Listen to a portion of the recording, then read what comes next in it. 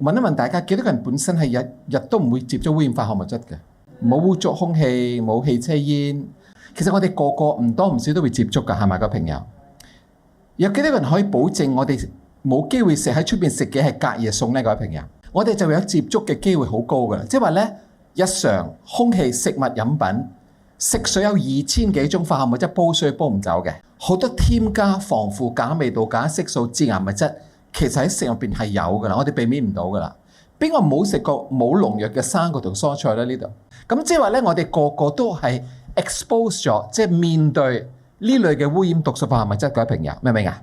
所以咁就會點樣影響我哋嘅抵抗力系統呢？各位，1986年嘅時候咧，世界衛生局同埋咧環保協會當時就宣布一件好重要嘅事，佢話原來咧90%嘅人去到年紀某個歲之後咧係會有好多病嘅，而90%以上嘅疾病咧都係嚟自污染毒素化學物質、致癌物質咧入身體之後咧係干擾身體嘅正常嘅運作同埋功能，而令到一個人咧個機能衰退。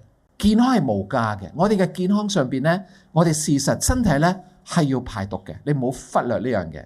身體嘅乾淨程度咧，就會令到你同我會襟咁。咁所以我哋要明白，其實真係㗎，我哋嘅環境嘅污染毒素化學物質咧，會影響埋我哋嘅免疫系統嘅。咩叫免疫系統咧？抵抗力系統、殺菌消毒。